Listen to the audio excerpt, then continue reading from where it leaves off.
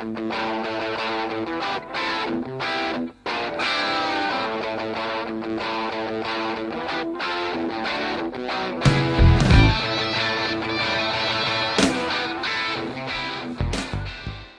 guys, time to strap in as it's time to get another season underway proper as we follow the team through the month of August. And first up, we have a bit of news on the horizon as the deal for Jonathan Codger has gone through, with a striker moving on to Bristol for 5.25 million.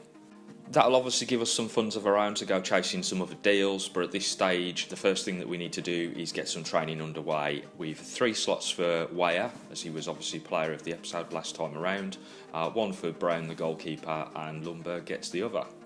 So I've been tracking this player here, Martin Braderick, for some time. He's a right back at Napoli, looks like a bit of a regen, and he's worth 1.4 million at this stage. I see that he might have quite a bit of potential going forward, only 19 at this stage, and obviously with Elmo looking to retire at the end of this season, we need somebody in to replace him and obviously back up Bree. So we've offered 1.5 million, which is a little over his current valuation, and Napoli have asked for an extra £50,000. I'm quite happy to pay that extra 50 grand just to get this deal done as we join the contract negotiations. The guy's looking for a rotation squad role, 5 years on his contract length, which is obviously very good news. His current value of wage is 8.3. We've offered 7.5 with a signing bonus, and he's accepted that figure, so he's now part of the squad. As we move on to our transfer offer for Reece Oxford. Now, if you watch the end of season review for season 2, you will have noted that I've not really got the feels for Reece Oxford this time around in FIFA. We didn't pay a huge amount of money for him from West Ham, to be honest, so anything that we get here, big money wise, I'll be quite happy to investigate. And as you can see, Spal have offered us £7 million on the negotiation, so quite happy just to wave him goodbye, as we've already sort of earmarked a potential replacement for him. Timothy Weah there, an offer in from Ajax. We're not letting him go, no way, as we get an offer in for Matteo Casardi. As you can remember from the last episode, we tried to do a negotiation for 1.25 million. It didn't quite go down well, but we've decided just to let him go for £1 million at this stage. We've also sold Reece Oxford, so both of those players are out. We've bagged ourselves quite a bit of money in this early part of this episode, so we've got 5.25 for Codger, we've got 7 million in for Reece Oxford and 1 million in for Casardi, who was a youth player, and that money I want to reinvest. And the area of the pitch that I'm really interested in dealing with, what I consider to be a problem, is at centre back. So I'm going to go for somebody that I think has not only a huge amount of potential going forward, but has already got 80 overall. He's an absolute beast of a player, and I really do think that he's going to transform what we've got going on at the back. So we've offered 22.5 million with a 10% sell-on clause, and RB Leipzig, who is his current club, have decided to decline the 10% and put a £28.3 million figure on his head. So I'm going to go in the middle. We offered 22.5, I'm going to offer 25.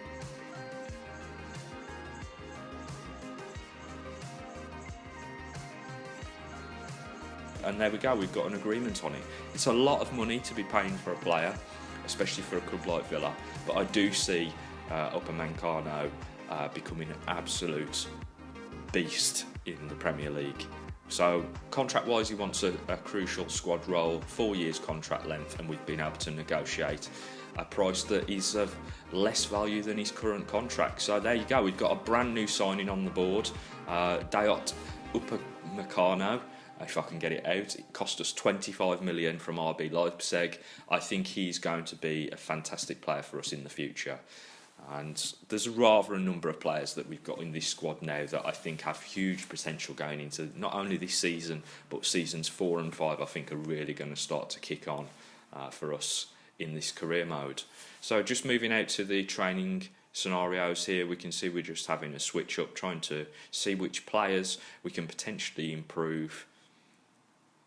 And in the first couple of slots, we've got a couple of the midfielders that we're trying to improve, and also here we've got Michel Giordano, centre-back from Italy, 6'2", left-footed, has a huge amount of potential, I think, going forward.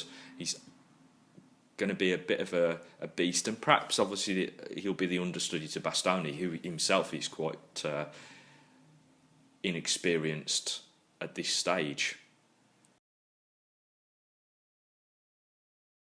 I've got a transfer offer in here for Rodrigo Figueira. He's a goalkeeper that we brought up from the youth academy, 19 years of age and from Portugal. Now, we've been offered £5.8 million here, and it's kind of an offer that I have to take seriously, to be honest. We as I say, we didn't pay anything for him, so his current valuation says he's worth 4.8 million. So let's offer 6.5 with an 8% sell-on clause, and yeah, there we go. It looks like he's on his way out. We've also got an offer in for Babiaro for a short-term loan.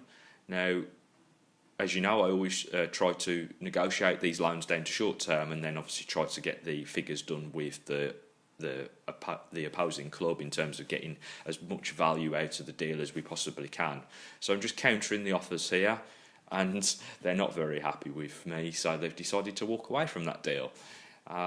Olaf Mattisson also, we've just accepted a loan deal for. We'll send him out on a year. We can always recall him if we need him back in the squad. But let's move out to the first game of this episode and the first game of the season. And we're facing off against our old sparring partners, Arsenal. We've got El Mohammadi, Upamecano, Bastoni and Henry at the back. We've got Grealish, Burge and McGinn in midfield. And we've got Nelson, Ware and Green up front. 10 minutes into the game here, and Arsenal have been putting us under a fair amount of pressure as they get a free effort there. Defence had gone walkabouts. Players pulled all out of position, and it was quite easy in the end for Mkhitaryan to slot that one home.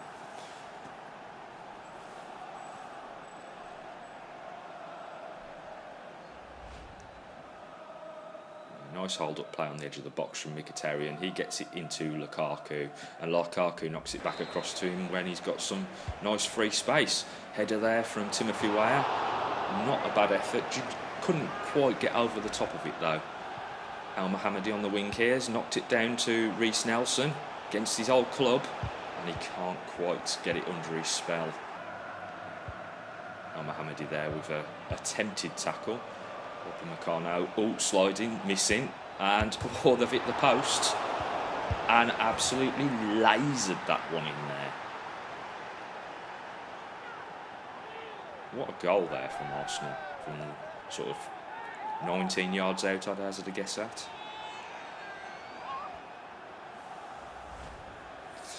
Upamecano there, just sliding in like he's, I don't know what, really. And then absolute arrow there past Horn as he tries to get on top of it. And there's a replay of Dayot Upamecano trying to slide in and get that ball. Visor there. Trickery on the edge of the box. Knocks it in. We've managed to get it clear. Anybody who watches MGH's series will also note that he signed Visor as a right back for Arsenal in his career mode, so quite interesting that he's ended up in the Arsenal team against us, as we're under the cosh again there from Arsenal. Lots of pressure from them as we break away here. McGinn on the ball has knocked it out to Rico Henry. He's travelling with it. He's going to knock it up on over the top to Andre Grun, who's going to chase it on in. It's getting towards the byline. Fake shot, hits the post. Oh, so unlucky there at the near post. John McGinn on the ball here. He's found Jack Grealish. Grealish with the effort, left-footed, couldn't quite steer it past the keeper though. As we knock a lobbed through ball here out to Andre Grun, who's on the wing. He's knocked it into the box. Timothy Weah with a header. Nice pass there, but Jack Grealish manages to intercept it, and he's off away down the wing. Cuts back inside onto Reiss Nelson. Reiss Nelson's knocked it inside to McGinn, and McGinn just manages to tow it through to Green. He's knocked it on. Can he find McGinn? He can, and it's a lovely right-footed effort there from John McGinn. He's picking up where he left off from last season, really, with those sort of goals. Gets himself into the box and manages to get it past Leno as he's trying his very best to get out there and stop the centre mid. So it's a 2-1 result there in the first game of this episode. A loss on the board, unfortunately. But let's have a look at how we do player of the episode for those that aren't au fait with it. So obviously it's based on the ratings that the players get throughout an episode. We're just having a look here on the right hand side how those points are accrued. And we just tally those up. I run a spreadsheet and we work out at the end of the episode which player has accrued the most points. So this game's top players are Green on 7, McGinn on 5 and Elmo's got 3. Move out to a bit more training there with all the youngsters in the slots. Conti there improving by 1 overall to 61. An offer in it here for Ainsley Maitland-Niles, the young centre mid that we purchased from Arsenal for about 2 million, and we're already being offered 14 for him. Have a look at the youth players here that we've managed to find, or Alfie Rose has found out in Italy. I've got a couple of players that are looking quite interesting at this stage, Marco Bruno and Giuseppe Rossi. Unfortunately there, Nicola Ferrari, that would have been a great signing with that name, unfortunately isn't up to the standard that we require. So let's have a better look at Giuseppe Rossi. I think we're going to go ahead and sign him, add him to the youth academy, as we will do with Bruno. And Santoro, we've already got a Santoro. I don't like having players with the same name, it gets a bit confusing, so we'll ditch him off.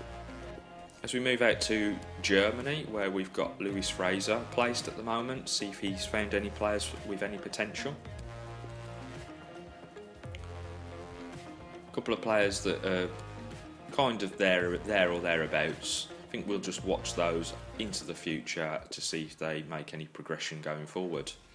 As we move out to this second game of the episode, and we are going to face off in the Premier League against Sheffield Wednesday. We welcome to the pitch our visitors Aston Villa and your Sheffield Wednesday.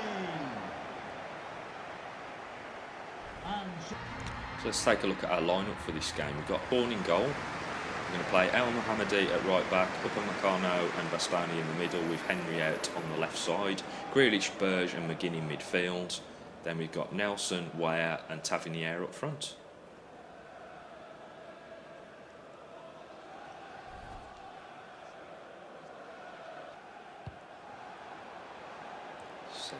Into the game here, and Sheffield Wednesday knocking one into the box, but Bastoni's good for that, and we've towed that away.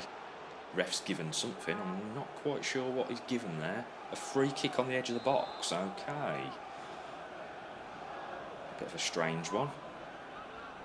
Going to cover it off at the post, but they've took it short and hit it from distance, but they managed to obviously avoid the wall with that effort, and it wasn't a bad one in the end. Quite a well-worked free kick from Sheffield Wednesday. Horn had got it covered though, and I was there on the line to mop anything up that might have got past him. Thiago here knocking the ball into the middle. Oh, nice header. And a nice first-time volley as well. Decent effort there from Sheffield Wednesday. McGinn on the ball, out on the left-hand side. He's found Weah in the middle. Nice through ball here towards Jack Grealish, and Jack Grealish with a finesse shot. He doesn't miss those guys. Nice and easy for Jack Grealish. Fantastic through ball though from Timothy Weah, who managed to find his onward run.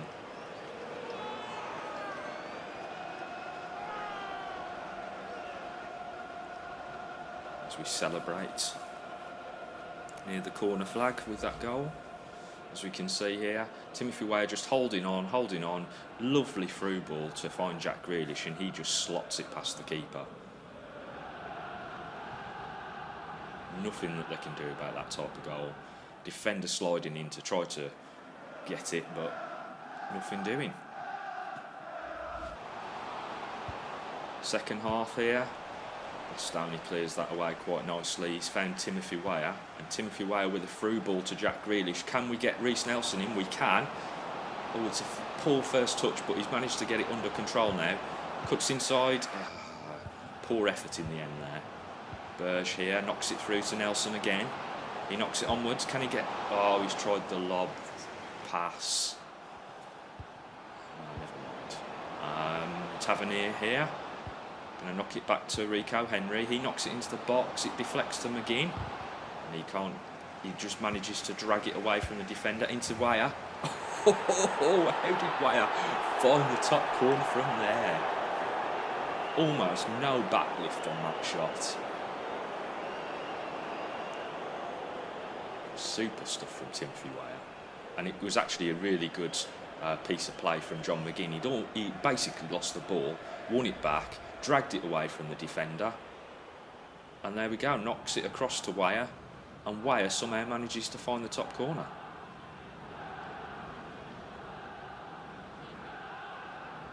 Strikes across the ball there, and the keeper did his very level best to try to stop that, but just couldn't get his fingertips to it.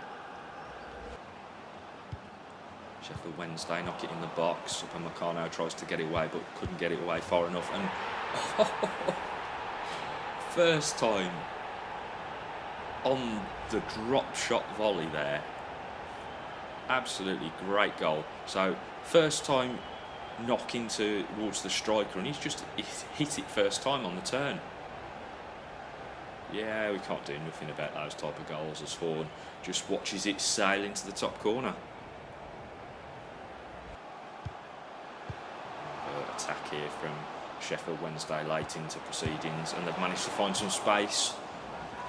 Oof, you would have surely thought that was going in, because I certainly did. Pug finding Dozzle onto Burge. Burge with a lob through ball over the top to Rico Henry. He cuts back inside and knocks it into the box, and Burge with a header. So close there from Sander Burge. Sheffield Wednesday with time added on here. Knock it into the box. And it's another one of those goals.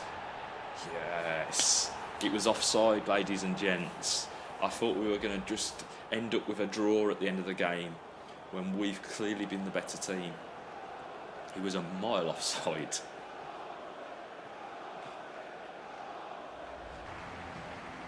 So, 2-1 in that game against Sheffield Wednesday, and I think we really deserved that result.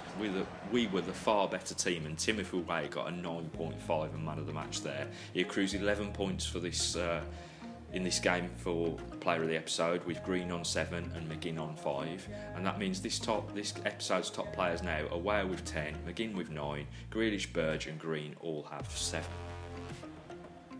As we get an offer in for Andre Green, and I don't want to let this player go, and no point even negotiating really. I don't want to let him go. 8.6 million is not enough for me to go out and try to replace him, if I'm honest. He's quite a solid player out there on the left wing, and realistically I know we've got another couple of up-and-coming left wingers coming through the ranks, but having sent Smith Rowe out on loan, I can't really afford to let him go at this stage. So Baudry and Bradrich there under the training mode have just increased by 1 overall, and we've got another offer in for Maitland-Niles, this time from Borussia Mönchengladbach, which we've obviously rejected. Don't want to let him go at this stage. So we move out to the third game of this episode as we face off against Southampton at Villa Park. And as we can see, Martin Bradrich is getting a debut at right back. We've got Horn in goal. Bradrich, as mentioned, is at right back. Upamecano, Bastoni and Henry are making out the rest of the defence. Grealish, Burge and McGinn are solid midfield trio. In the centre there with Nelson, Weah and Green up front.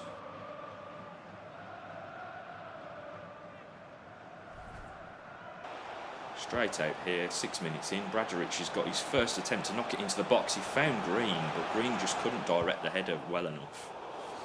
Andre Green here out on the wing, waiting for the overlap from Rico Henry. Rico Henry's going to play this into the box straight away. He gets it in there, and Timothy Weah's waiting for it. Great goal from Weah.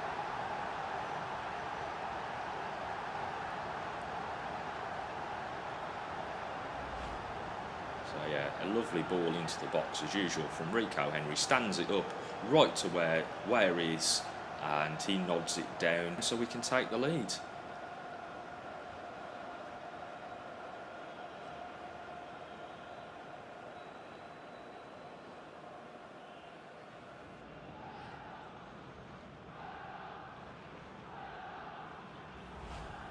Another notch on Weah's goal scoring record this season. He's got 2 now already in the Premier League. As we move out to 18 minutes in, and Southampton have found some space there on the edge of the box. We had to block that shot and it just went wide. Corner in from that as a response from that. They've knocked it out to the edge of the box. They're finding some space. Oof. Not a bad effort, to be fair. Once again, Southampton on the ball, putting us under quite a bit of pressure here. And Upamecano there just couldn't find the ball on the edge of the box, allowed the shot away. As McGinn finds a fantastic ball out to Rico Henry. He puts it into the box. Keeper just manages to come and gather that. McGinn on the ball. Oh, what an effort as that bounced around and he just hit it. Elyounoussi here on the wing. Bradrick cuts him off. How is that a foul? He manages to get it clear, but not far enough. Playing it around nicely, and they've got the goal before half-time that draws them level against us.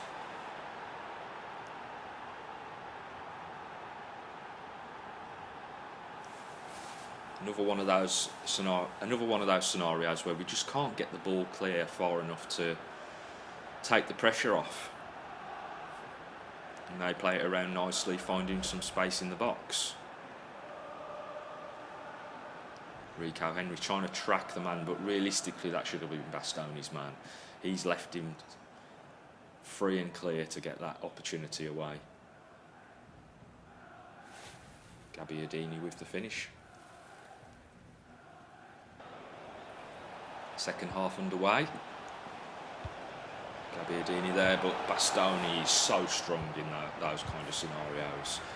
And there, Jack Grealish, he's just working the ball, shrugging the player off as he gets it out here to Rico Henry. He pushes it down the wing, Henry into the box, and not a bad effort, but we couldn't get on the end of it. Bradrick there trying to get the ball away, but he's given it to Southampton and we've gifted them a goal. Another one of those scenarios where we just haven't got the ball clear, and it's Daniel Sturridge has moved to Southampton. A Liverpool player going in the opposite direction for a change. Bradrick there. I don't think he did a huge amount wrong, but unfortunately Upamecano just kind of stumbled over the ball, and Southampton managed to get the ball away from us and have got a goal. What the hell was that? Reece Nelson on to Ryan Brewster, who's come on.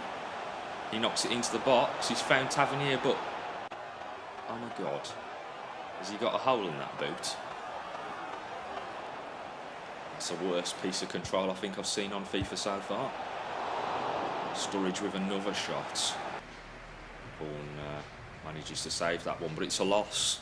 Southampton have managed to beat us there, and although you could suggest that Bradrick might have been to blame for that second goal, I'm not going to get too downhearted about it all. Henry got 7 points in that game, taking him onto the episode's top players list. He's now got 10, but Weah still leads the way on 16. And that's it for this episode. As you can probably tell, we've not got through all of the games for August because there's obviously the transfer window to take into account as well. If you did enjoy it though, hit the like button and also subscribe to the channel so that you know when the second part of this episode drops.